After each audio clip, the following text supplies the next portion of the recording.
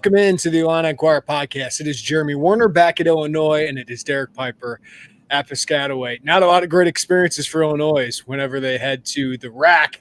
They're tortured there yet again. They lose 82-73. Unfortunately for Illinois, Dylan Harper was available to play, and boy, did he look like he should be a number one pick in most years and the number two pick behind Cooper Flagg this year. 28 points for Dylan Harper, just dominating this one. Ace Bailey 18 and 11. And for Illinois, it was Will Riley with 20 points. That was a bright spot, but not much else. Ben Hummerkaus had 14 in this one, but Kasparas Jakucionis, all the other top five picks, shined out. Kasparas did not look like a top five pick. 7 points, 2 assists, 3 turnovers in this one. And the Illini down 23-6 to start. And Derek, inconsistency kind of becoming the hallmark of this team. They haven't won back-to-back games since January 8th. They've only lost back-to-back games once during that time, but they've lost 5 of 8 now, and now at 15-8, 7-6. What'd you see tonight from this team? Team that wasn't ready to go. A team that got popped in the mouth. A team that was out physical, out efforted in terms of the glass. And this was something I wrote about in the preview, like Illinois being number one in the country in rebounding margin, and Rutgers very much below average nationally. I mean, they're in the 200s in terms of that area of the game. And I thought Illinois could really impose their will on them and be able to make a big advantage, something like plus 15 or something like that as far as that goes. Now, they ended up with plenty of offensive rebounds, but early on, Rutgers got a lot of second chance opportunities. They let Harper get going, which he's a really talented player. I know we'll probably talk a little bit more about him, but I mean, 28 points in his return, and a lot of questions about when, and even some whispers of if he'd come back this year. Obviously, that was answered tonight in a very big way. So, and you respect this building. I mean, this is one of the toughest places to go in the league through the years. And the student section was a blackout. They have that whole area behind the basket on the side closest to Illinois' bench, and it's just stuffed at the very top. So for a team that's 11-11, now they have some pretty good main attractions to come out and see them. So I understand, the Rutgers is giving them that. But really for Illinois, yet again, falling in love with the three ball. Yet again, in the first half, taking 50% of your field goal attempts from three and shooting 2 for 17, not going to the rim enough. They make that pivot at halftime, and it leads to better results. And another thing, Jeremy, is KJ continues to really, really struggle. And ever since that return game, which he was brilliant in the first half at Indiana, since then, I mean, he's shooting mid-30s from the field, below 20% from three. His turnovers have just been things that he can't reel in, and he's compounding mistakes. Brad's talked about that a good amount here recently. Like, he had a play in the second half where he turns it over, then he fouls Harper, and this is when Illinois is starting to try to claw their way back into this thing and try to take control. And that gives Rutgers free points. That gives KJ his 4th foul. And Illinois pretty much had to put him on the bench for large stretches. And that's a big difference when you got a lot of NBA people who you're watching. If they saw him in January, or really a lot middle of January and before, he looked like a top 5 pick. And here recently, he hasn't been that guy. Yeah. I don't want people like I don't respond well when people are like, oh, he's overhyped, blah, blah, blah. Listen, is he a top 5 pick? I mean, the last couple of weeks have made you think, is he going to be, when Edgecombe from Baylor is playing really well, and there's other guys who are good in this draft. But don't forget the 6 straight games or 7 straight games of 20-plus points, or the Indiana game where, I thought he played pretty well, as you said, in his return game against Indiana. Like, that was a phenomenal game. So don't forget those things, but he has hit the wall at the wrong time. And for me, it's a lot of mental wall. I didn't mind some of the early threes he took because he can make those. We've seen him. Even his 3 got fouled on, went in and out. But just the turnovers and when he makes them and what it leads to for the other team. Like you said, Derek, that the turnover is passing to no one. You're down 7. It feels like you're really getting momentum. Then you compound it, like you said, with the foul on Harper to put him at the free throw line. Like, that's a 4 or 5 point change that could completely change the game. And credit to Will Riley for really sparking the team and getting back into that. But you just never have had those two firing at the same time, it feels like. While you saw Rutgers, Bailey was awesome to start this game, and then Harper just completely dominated for Rutgers the final 30 minutes. And you see, man, what could that be if they are there? Will Riley went through the midseason lull, and now you have Kasparas, who's only got really 6 weeks probably left with Illinois basketball. Like, he's hitting the wall at the wrong time, so they got to find a way to get him out of it, because you can't win games without that guy being great, right? It's just like Rutgers. They need Harper and Bailey to be great. Illinois needs Kasparas to be great. That's why they put the ball in his hands so much, and they ask him to elevate everyone else, and obviously to make the plays that he's capable of making. And the turnovers are killing this team right now. And it's not the only thing. The 3-point shooting, again, we could talk about the rebounding, which didn't step up tonight.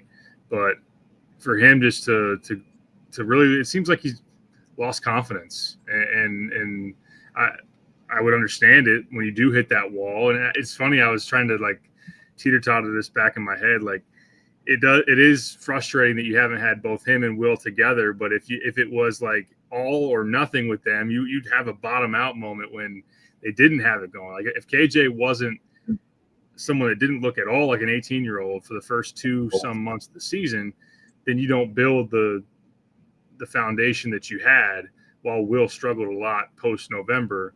And then now Will has helped you where this last month, albeit disappointing, albeit very up and down, albeit a team that hasn't won back-to-back games, he's helped you solidify to an extent. I mean, he helps you win the Ohio State game, and it does give you confidence going forward what he's going to be able to do. And I still like what KJ can round himself into down the stretch of this season. It is going to have to be soon, because the losses are racking up, and you're capping your ceiling and floor both at the same time in terms of your seeding and your path forward to really, go on a run here. So they got to get him back into a rhythm, but it's something that we talked about it recently. Brad maybe didn't have the ability to put him on the bench and shelf him until recently. Will's given you that ability, because Will's making a lot of plays with the ball in his hands, which is a great thing, but you need KJ back. And when it dried up for him late, there was nothing else Illinois could really go to. Yeah, Will missed his last 5 shots. I guess they're now crediting him with 18 points on this one for 6 of 16 shooting.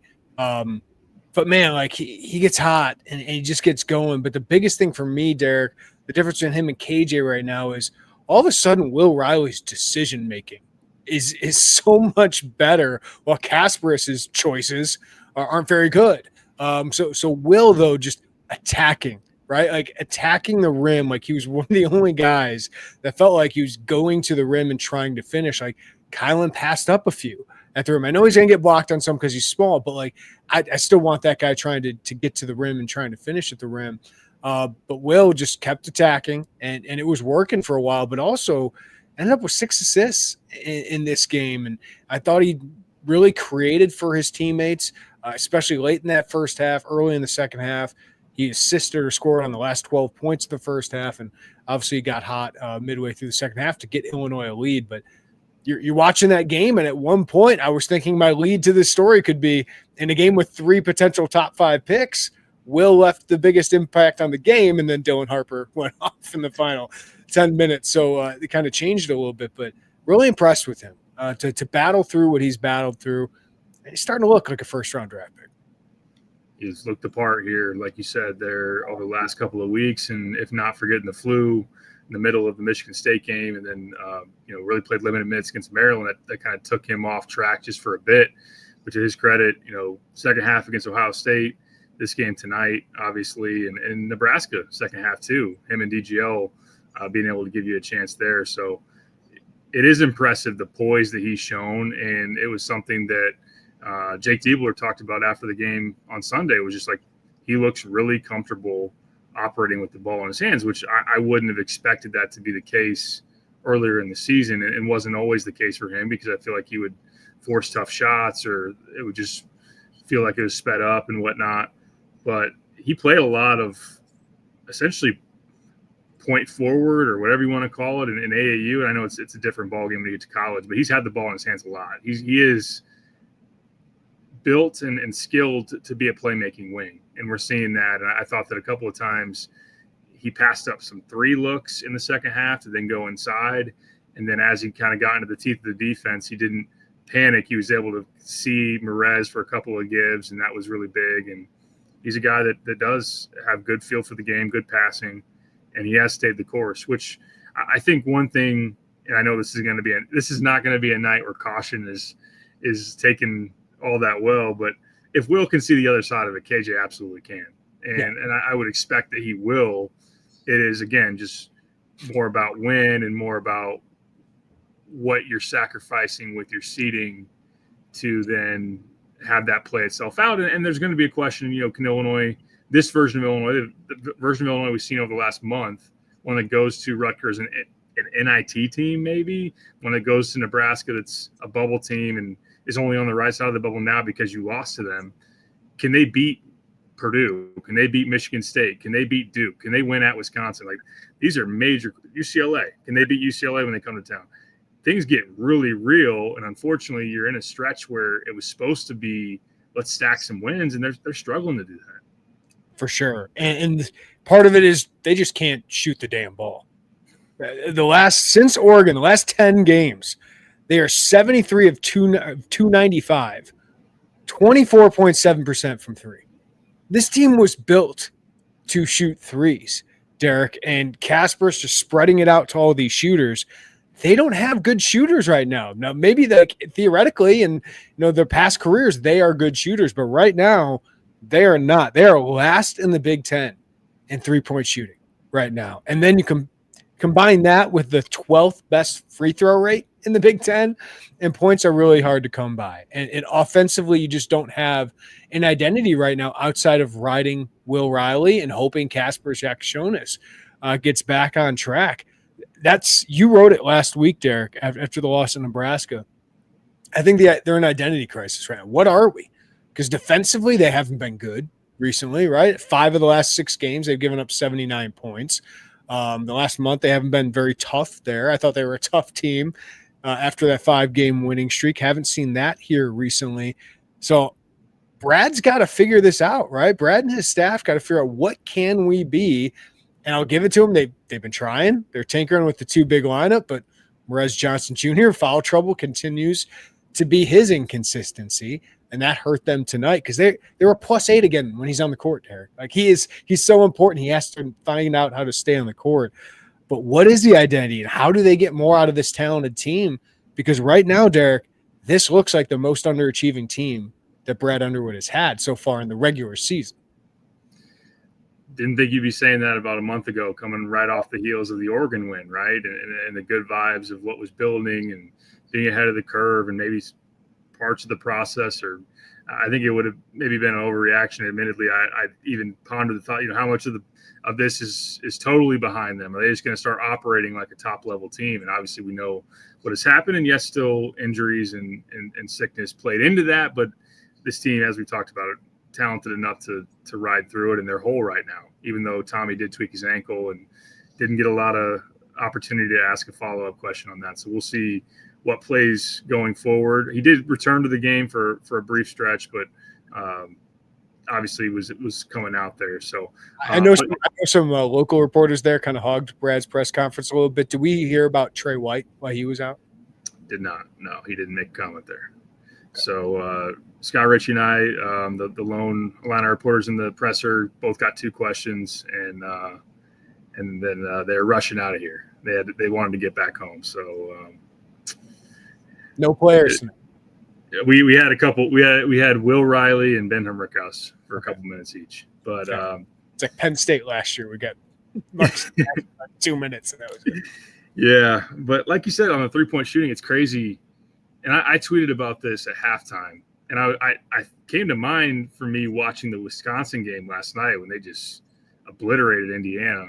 And it's 3 after 3 and after 3, and that's a top 10 offense up there in Madison, and they lead the Big Ten in 3-point rate, but they shoot 39.5% from 3. Like they take a ton of threes, but they make darn near 40% of them. And Iowa's in the top 5, taking a bunch of threes. Well, they shoot 38% from beyond the arc in Big Ten play, and Michigan shoots 35% from three in that stretch. Illinois now is below 28% in Big Ten play, and it's even worse if you look over the last month. I just did the Torvik calculation over the last month. They're below 25, and in the 24 point somethings. They're 361st out of 364 D1 teams in 3-point shooting percentage, and yet they want to take 30 a night.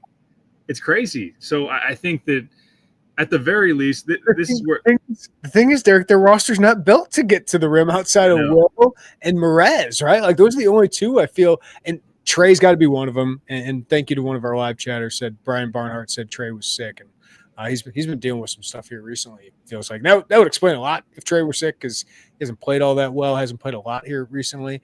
You don't have a roster that has a lot of guys that can get to the rim. They don't, and that's where it will come down to.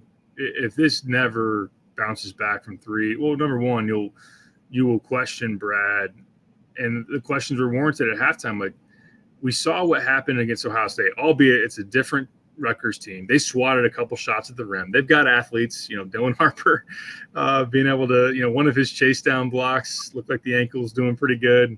Ace Bailey's a big presence, but still, like 48 of your 51 points in the second half against Ohio State were either in the paint or at the free throw line.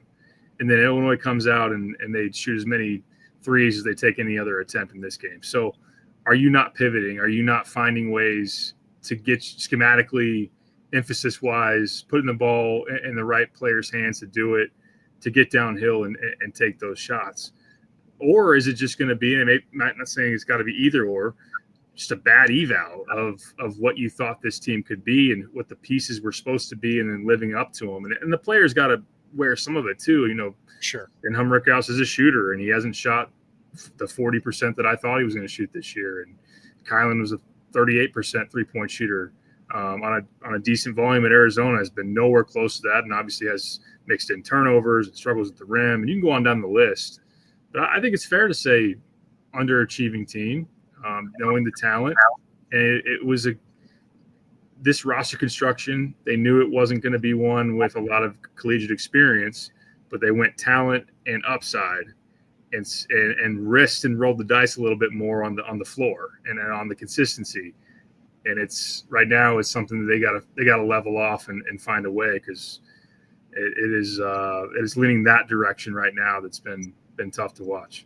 Yeah, it's been interesting to watch Brad evolve from get old, stay old. I knew he was just putting a roster around Terrence and Coleman that he thought could win, and they did. And then they go talent, and I think it's what he saw at UConn. But now you got to get the most out of them because two of these best players might not stick around, right? And you don't have much to build on after that. I wouldn't, at this moment, feel super confident about Will Riley. Yes, we could have done this podcast 3 weeks ago, and everybody like, oh, Will Riley's got no chance to be drafted, and all so on and so forth. KJ's definitely a top 5 pick then. Too. Yeah, right. KJ's definitely top 5. Would take him over Braden Smith. Would take him over Dylan Harper. There was quite a NBA presence here tonight, though. Jonathan Gavoni was here. I know covering the draft, but a lot of NBA scouts. I'm sure a lot of them impressed and have been probably paying attention to what Will's been doing, but to see what he did tonight, I think that will tick up his stock here going into the home stretch, and we'll see how it goes. But yeah, it could be where you got a first, maybe 2 first-round picks, and KJ's still going to be in the lottery. He's still going to be a potential top five pick, and maybe Will ends up being in that first round or early second round, whatever it might be, and not having either one to build into year 2. So whole KJ and Will Riley aren't ready for the NBA. Most of them aren't. Most 19-year-olds aren't. I think Dylan Harper might be. Ace Bailey, I don't think is going to be quite ready for the NBA. But you know what Ace Bailey has? A lot of potential. A lot of potential. Those two are freaks, man. Ace is really a freak. At 6'10", the length he has, the tough shots he can make. I found it interesting that Dre Gibbs-Lawhorn was on him to start that game, but with Trey White out, Merez I thought would foul right away, and he did on one of the first matchups he had against Ace. So that was tough for Dre. I thought he battled, but man, just 8 inches taller for Ace Bailey made that a little easy for him. But Dylan Harper, the thing that's so good about him, and It's not surprising given his dad, Ron Harper, was an NBA player. He's been around that. His older brother, Ron Harper Jr., he got to learn from all of those guys. Just he uses his big body so well. He's so poised, his pacing, and then obviously he's really skilled too. So Harper's the number 2 guy for me. Like if the Bulls got number 1 or number 2, Derek, I'd be pretty happy with either of those.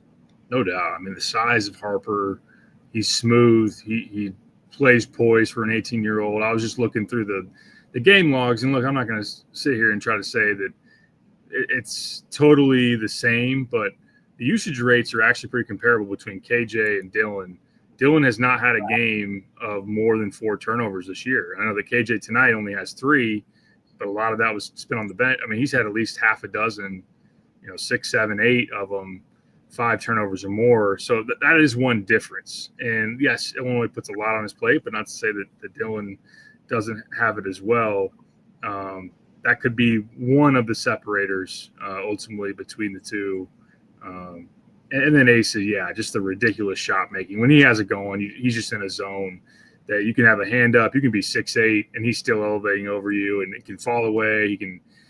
And he's an ISO master. They can put him in a isolate one side of the floor, and he can just go to work and do his thing. And it did look like both of them were going to cool off enough there through a good chunk of that second half for Illinois maybe takes control and fights their way out of this thing. But a couple guys who, whoever the heck number 99 is and 55, some of these dudes hit threes, and Illinois just can't put it all together to win it. And but on the night, Rutgers outplayed them. They were the team that deserved to win. KJ last 4 games, 10.5 points, 35% shooting, 18% from 3. It's 4 of 22, 27 assists to 23 turnovers. They certainly need more from him. So if you're Brad, what do you do? Get back and you got another road game at Minnesota where some good teams have lost here recently. UCLA lost there, Purdue lost, or did Purdue not Purdue? Oregon lost there, Michigan lost there. There you go. So not an easy place to play. It's not a very good team, but I didn't think Rutgers and Nebraska were that good.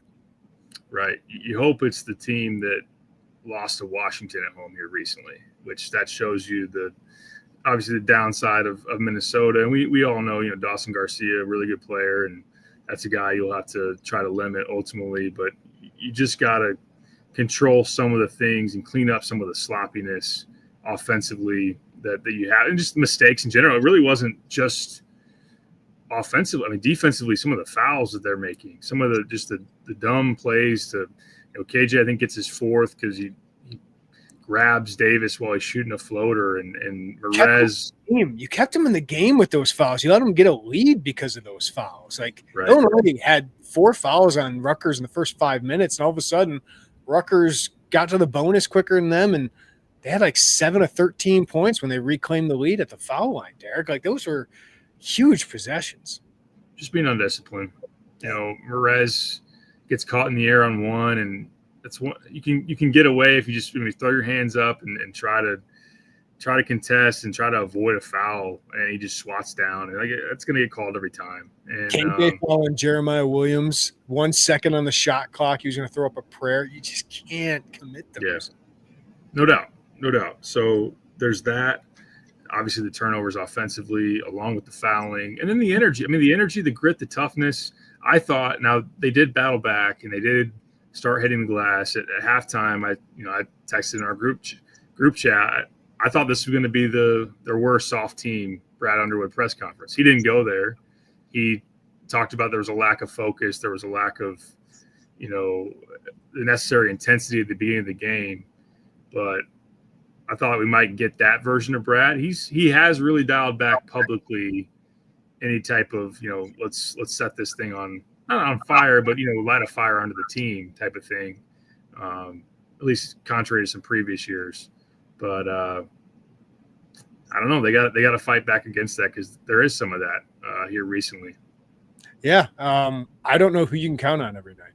Like, I know fans will say Will Riley because of the last couple of games. It's been the last couple of games, right? Like, I thought Tomasov played pretty well when he was in the game. $3 in the first possession or something like that. I've never seen that before. He had 9 points and 7 rebounds. Hopefully he's healthy. That guy's been through a tough month. First mono and now that ankle injury. He played 4 of the last 16 minutes. Didn't look very good doing it. Ben Hummerkus, I thought, had a pretty good game. I thought he was really helping you during that stretch where he got back and took the lead. 14 points, hit 3 of 8 threes, one of them late. But I thought he gave you some good minutes. But there's not really anybody I can count on right now, and that's why this team's hard to count on. No doubt. I think Dre's been one of those guys that has mostly been pretty consistent. He took a couple bad shots tonight, forced it a little bit as far as that goes. Dre and Merez? Yeah, I think Dre and Merez are probably the guys, and Merez is just about staying on the court. Yeah, no, I agree with that. No doubt about it. Will recently, like you said, it's only been a handful of games. And beyond that, it's been 2 up and down for Kylan, obviously. I thought he was really good in the second half against Ohio State. Had stretches in this game where he was good, but still will have, like just the double dribble near half court. Like for a junior guard who's played a lot on the ball and yes, on and off the ball, but still like there's that. And defensively, he hasn't been the same guy. Now it's hard when you get Dylan Harper tonight. So that is something you got to at least bring to the table and offer up. But yeah, I mean, for a long stretch, it was, this conversation started with KJ, and he's not close to the ballpark right now. Yeah. Just a chat saying he's not an NBA player. Like, just stop that nonsense.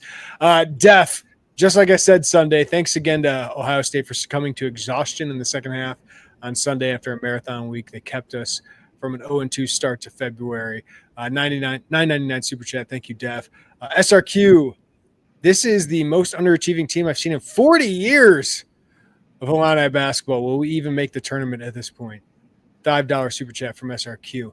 I think of the Ravante Rice team that missed the tournament by like one game. I thought that should have been a good team. Like that, you look back, and I like the players on that team. They went to Purdue. Was at 14-15. You had Kendrick Nunn, Malcolm Hill, Ravante Rice, Nana Egwu, Tracy Abrams. You need to make a tournament. That might be the most underachieving team I have covered. Like that team needs to make a tournament. I agree with that. I would also offer up a Bruce Weber when you had Myers Leonard, Jeremy Richmond. You had Brandon Paul, DJ Richardson, Dimitri McCamey, Mike Davis, Mike Tisdale, all as seniors. And they were in the 8-9 game, get beat by Kansas as a 1. And that was a team that, like, you were building towards, pairing all those recruiting classes together. Like, hey, would this be the deep run? And, of course, you dream at the time. Didn't they have Houston shirts? I think the team had – I remember Paul Cooley writing a story that they had, like, Houston shirts. They were going to the Final Four. Like, that was tough. Yeah, that was 09-10.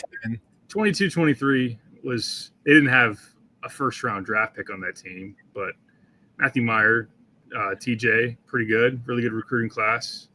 Can I say 11-12, the year Weber got fired?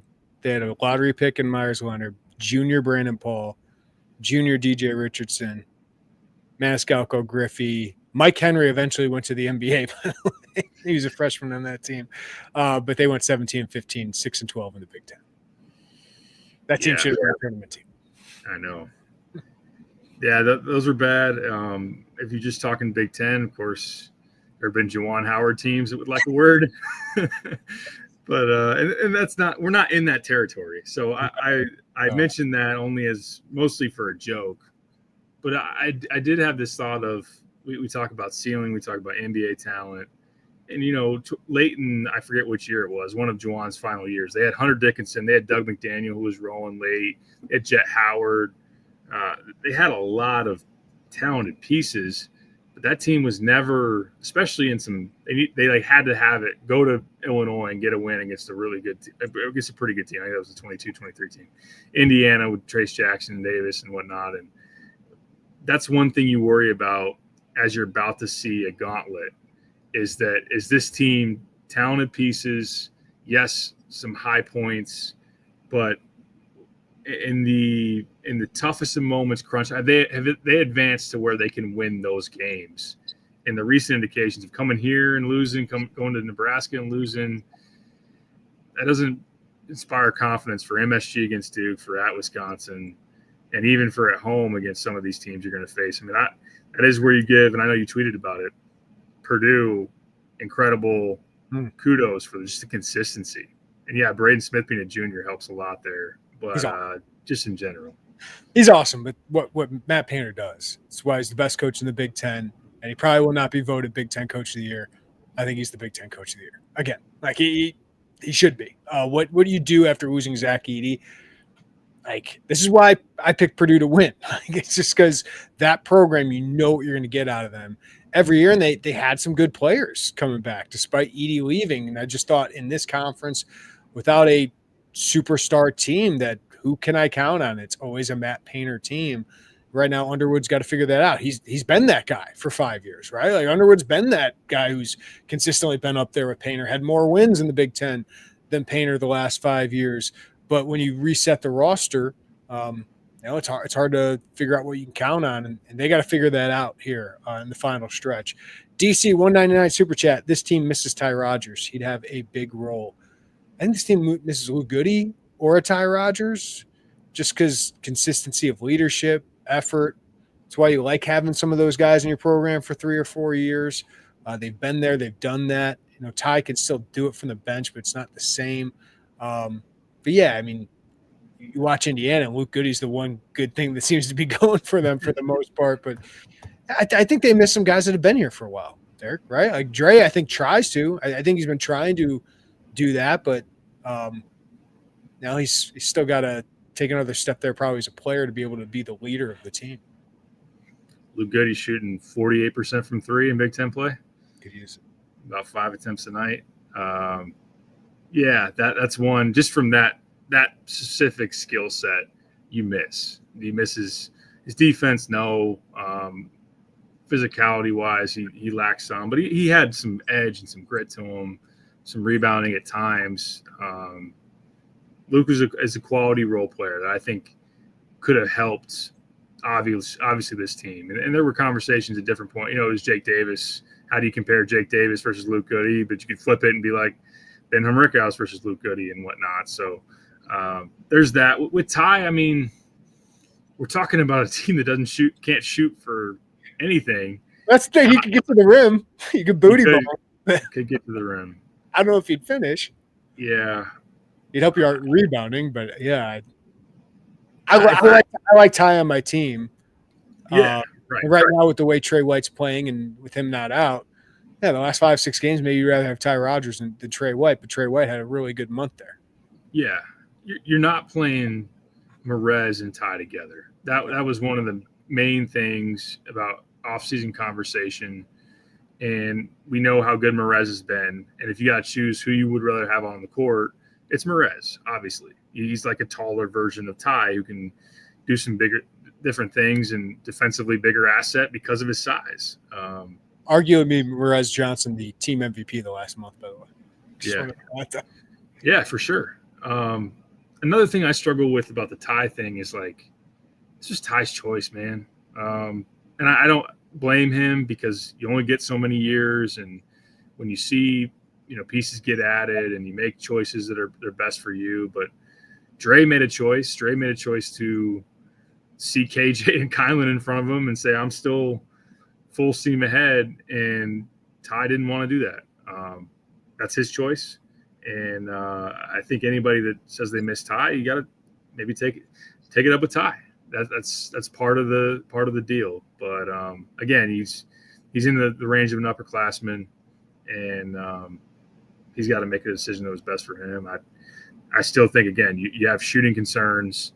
Defensively, we talk more about who Ty could be versus who he actually was. Mm-hmm. And for sure. Yeah, that's about it. Mike Mandel, $4.99 Super Chat. How many games we got to lose to be officially on the bubble? How many wins do we need to feel good going into the Big Ten tournament? Listen, they're still, top 20 in the net here. If they get to 10 conference wins, I have no concerns about this team. being in the NCAA tournament, like the bubble, I think they'd have to be 9-11. That's losing a lot of games here. Like if you just beat Minnesota and Iowa the rest of the way, yeah, I think going to the Big Ten tournament, like you got to do something. But I think they'll get another win on top of that, or find a way to. I think they'll find a way to win 3 games. Again, this team's only lost back-to-back games once this year. Just the inconsistency of not being able to do it back-to-back here since January 8th. Yeah, and I know that the net is and Ken Palm and some of the metrics aren't the only thing. You do look at win-loss. You do look at just the way teams have trended, especially going down the stretch. I don't know how much we don't get to sit in on those committee meetings or anything like that to know exactly how that plays. But Nebraska lost. I think it shows a lot of times. I feel like this time of year or down the stretch, we kind of are surprised by the weakness of the bubble. Nebraska's on the right side of the bubble right now. They just lost 6 straight. They have 4 Big Ten wins. Illinois has 7. Illinois has, as of going into this game, 6 quad 1 wins. So, yeah, I mean, they're not like pack it up and let's just chill and be cool with taking as many losses going forward. And again, I beat the drum. It would be a major disappointment. You could even say failure if they go from early to mid-January talking like 3 seed, upwards of 2 seed. If they play their way into the 8-9 game and have a first weekend exit, which you expect if you're an 8-9, that's the destiny of every 8-9. Not saying it happens, but that's the expectation. That'd be a huge disappointment. So there's that. That's far more a real risk than like flat out missing the tournament, in my opinion. Yeah. Obviously. Yeah. As of today, probably 6-7, something like that. Even though they have a really high net, it's just you got to have wins. You got to have enough wins, and like you have a lot of losses. Like they have some losses that might still be quad 1s, but they're just not great losses. But yeah, like they're safely in right now, and they just got to win. I think just to be in the tournament, it just get to 500. Even at 9-11 in the Big Ten, you look at their resume compared to some of those teams that you're talking about, and it's like they still might eke their way into this. But I still think they're going to get in. It feels like 22-23, right? I mean, I was looking back at they're 16-6, 7-4 at one point, or 13-5, 4-3 with those wins over Texas and UCLA, and then they stumble in February and lose 4 of 7 games, and lose to Purdue in the last game, and then they lose to Penn State again in the Big Ten tournament. And you're thinking, all right, yeah, if this team gets hot at the right time, Matthew Meyer gets hot, and he didn't, right? Like Matthew Meyer did not. He went cold.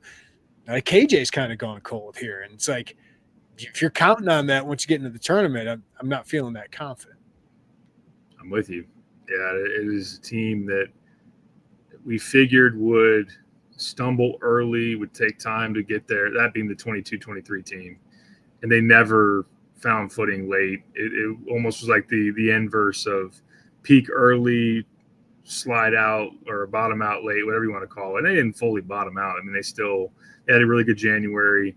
Then they made the tournament, but nobody, towards the way the end of the regular season was, the Big Ten tournament, there was very little confidence that team was going to last that long in the NCAA tournament. And they did. They lasted 1 game, and another team that did not shoot the 3 very well.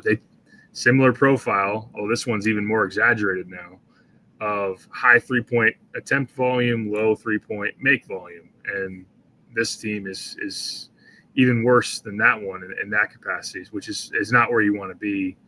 I still think this is a better team. There's more pieces I like on this team than that team.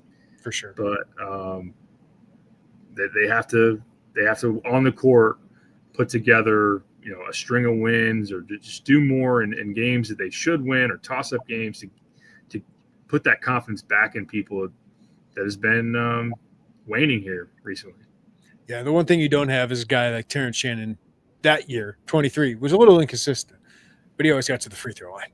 Like I just keep going back to that. Like those free throws that guy got every game just ended up being so huge. And Harper was that guy tonight. Was he at 12 free throw attempts?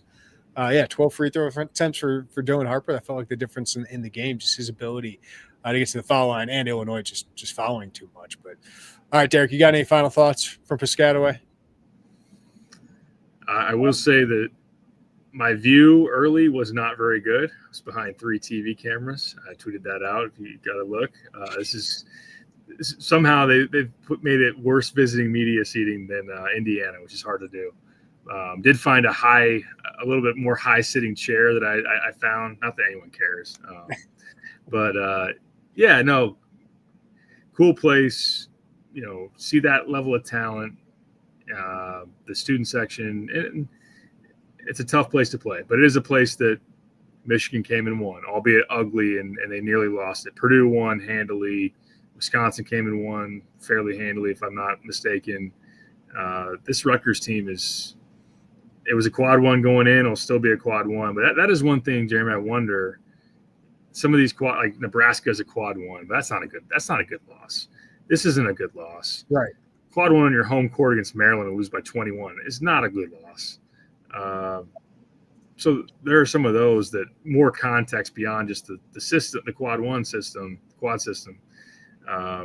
makes it look a little bit uglier, I think, when you dig into the details. And I agree. That's something you gotta consider and you gotta make up for here going forward.